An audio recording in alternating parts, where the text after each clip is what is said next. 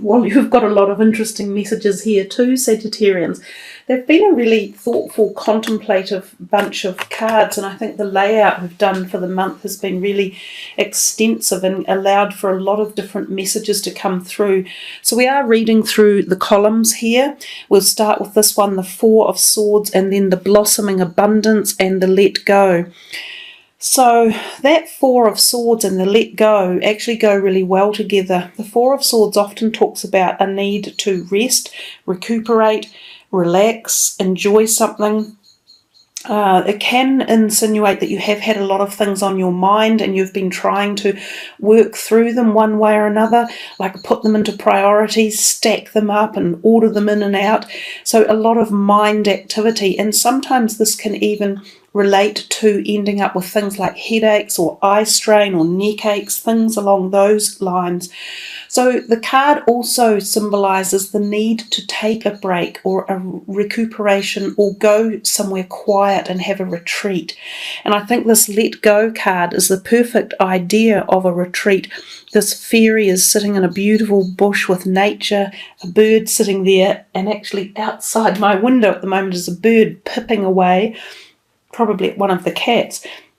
But anyhow, it's about finding yourself at peace and harmony and experiencing time in particular in a reclusive way in an area of nature or at like a resort or a retreat. Now, sometimes this can also involve going with someone in an intimate manner. So it can be the blossoming of new relationships. And they can be intimate relationships as well. So they can be an indication of sexual activity and also fertility. So that Four of Swords can be a card of fertility, and so can this one down here, obviously with the pregnancy message. So some of you might be thinking of conception or conceiving a pregnancy, but also conception of a new idea or direction in your life as well.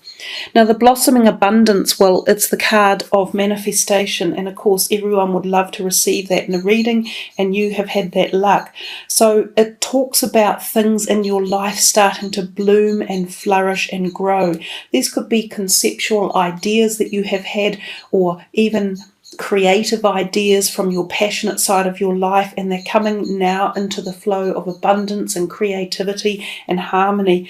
There can also be things such as new propositions coming to you from other people. So the getting together of a cooperation of sorts, if you like, and this can lead to things like job promotion or enhancement or offers or going in a new direction completely. It really is the card that is insinuating that things are just starting to take this turn, because it says blossoming abundance. So whatever it is you're doing at any level personally for you, it feels as though this is a beginning of a creative realm of more abundance or manifestation coming.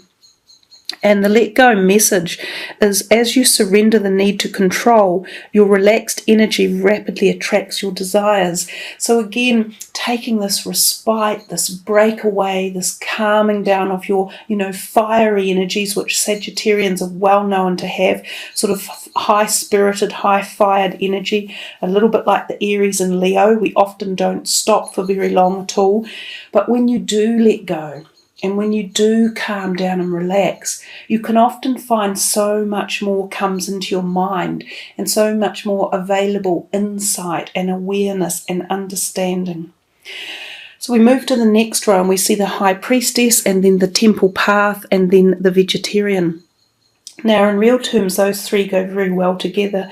The High Priestess is sitting with her feet on this crescent or new moon, indicating that the moon may have had a predominance of energetic activation around this time for you, and this could be in the realm of finding esoteric information or connecting to spiritual ethers, or extending your knowledge that you currently have of esoteric understandings, philosophical beliefs, or even religious perspectives. She holds the Torah on her lap, and she is known for a very intricate amount of wisdom in her life. So she can also be a person that offers the availability to be a mentor or be a reciprocal person to listen to or talk to, remedial, to help sort out problems. She also, again, is a sign of fertility. She often can herald conception. So you've got so many messages in here about fertile cups or chalices or receptive ideas or creative ideas or passions or something happening.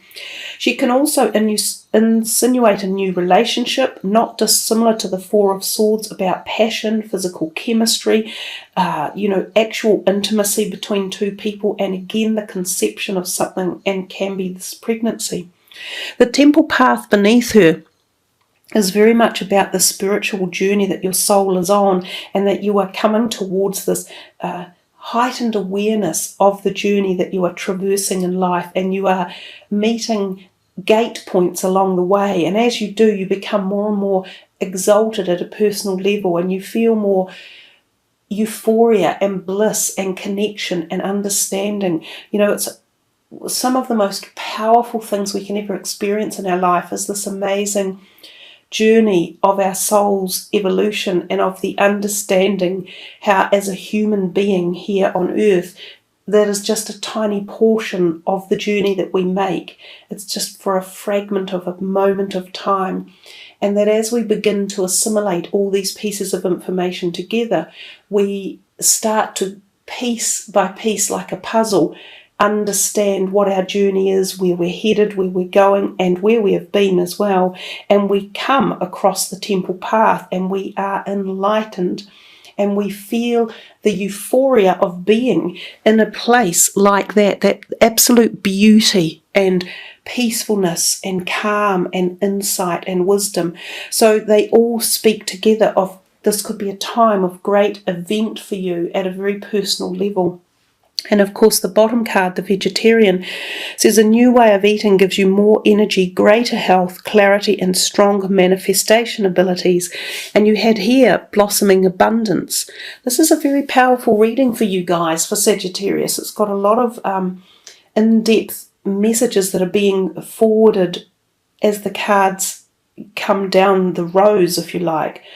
We all know that eating healthily and organic food and vegetarian actually offers us much higher vibrational frequency than if we eat a lot of meat-based diets or processed foods. Organic and grains and nuts in particular harbour a greater frequency vibrational resonance, and that's what we need to obtain in our bodies to take us to the temple path and to the esoteric wisdom of the High Priestess. So in fact, those three align very, very nicely. I think for a lot of you this could be very personal messages, and if you wish to, you can meditate upon any card that you see here in the reading, or any row or column, and just really feel into them and find out what other hidden messages are there for you individually. But if we move to the third row, we see the Four of Cups, and then Patience, and then Ask for what you want. A little bit of a double message to me in here. But the Four of Cups is often about a bit of ambivalence and sort of going, oh, ho-hum, I could have more, or I'm not that happy with everything I've got, or, oh, well, I'm seeing something that appears to be a little bit more intriguing or fun than what I've got.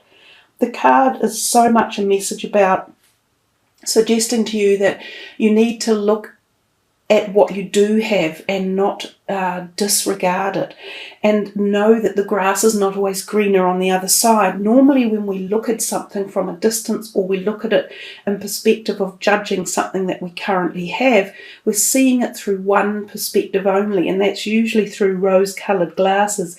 So we don't see the full picture of what that might be. So it's quite often an offer coming to you. It's quite often an offer of some sort of relationship or love type energy, and you're sort of going, yeah, okay, actually, I might think about it. But you're forgetting all of this of what you already have down here, and you're possibly going to make a move at this point in time where you haven't made all of the considerations that perhaps you should, and hence you have underneath here the Patience card. So the cosmos is telling you at the moment you need to sit back and make a few slower adjustments. And we've seen that message up here with the Four of Swords. You have had the let go as well down here, which I think is let go of the need to control. But the Patience card just says timing is working itself out cosmically, and you're not necessarily the director of the time clock of the universe. And if you're prepared to wait, or you're prepared to just sit back a little bit more and perhaps view things from a different angle, you might be very surprised at what comes your way, because it then says to you, ask for what you do want. Let the universe and other people know what you need. So when we ask, we have a much higher propensity for manifesting what it is we really want. And you've got the Blossoming Abundance card on the far left-hand side. So I think from your perspective, they're telling you there's things that could come in for you, but don't take something that's not really what you don't want. You need to be more specific, and you need to put your hand up and ask. And so when we ask, we must be sure to fulfill that with a little bit of gratefulness and thankfulness, like the other side of it as well. And that is the art of the secret of the power of manifestation, of positive affirmations. This is how everything actually cyclically works in life. We come to this card here, and it is the Eight of Cups. And again, we see this moon issue over here.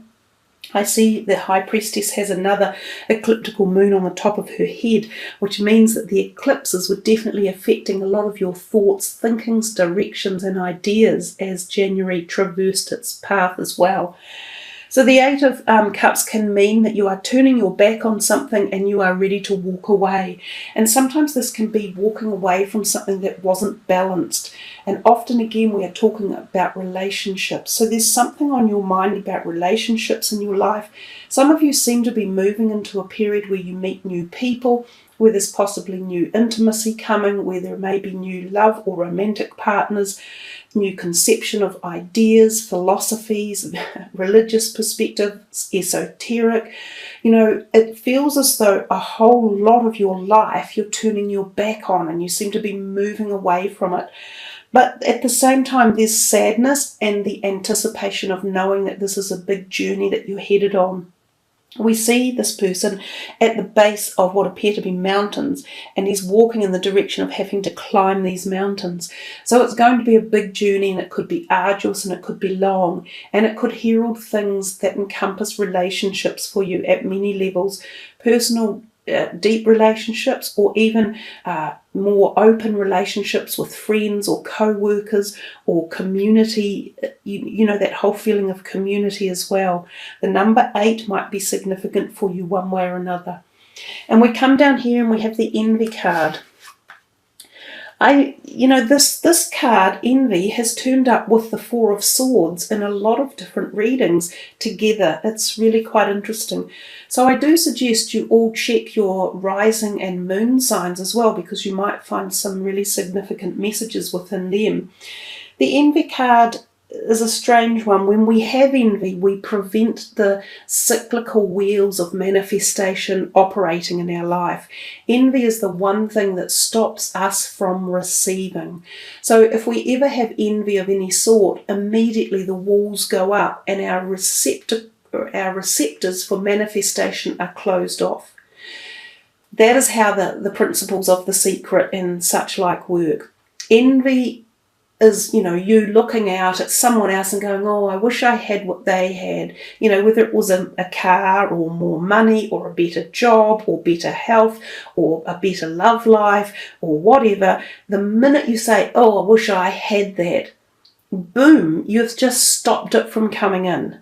So envy of the one synergies that we must remove from our life, it is envy. That's the one that has to go, because when it's here, you stop the flow of natural prosperity and abundance and manifestation.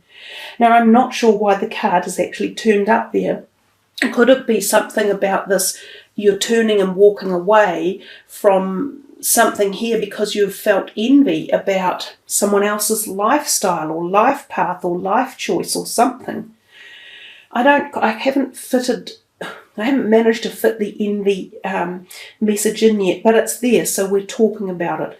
And then the thing down the last card at the bottom is the pregnancy, and it says the birth of a child brings great blessings to you and the world. So some of you may be about to become parents yourself, or grandparents. You may be about to become brothers or sisters or aunties or uncles. And this could be a very special relationship. And it may not be a physical birth. It could be the blending together of two families, that harmony and merging of families that way as well.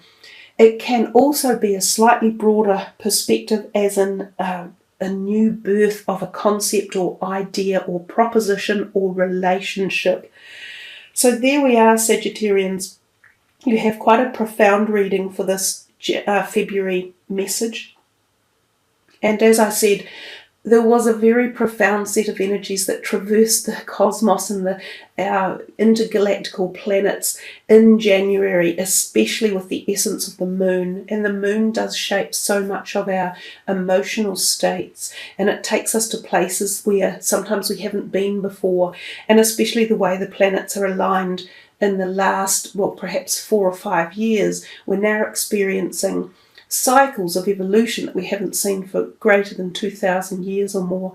So as humanity, it's a very new period that we're traversing, and new energies and emotions that are coming with it. And we see that quite easily in the changes of political realm around the world, and the way that the people power is taking hold, and the old system of patriarchy is being knocked over, and we're moving back into the female energies and more of the matriarchal society, and the more of the caring energy from the power of the people. We're seeing things like the sexual abuse through the big corporate worlds, and the television industry or the movie industry all being blown apart. And these are the type of changes that are taking place, not just at that overall humanity level, but at the deep personal level between individuals as well.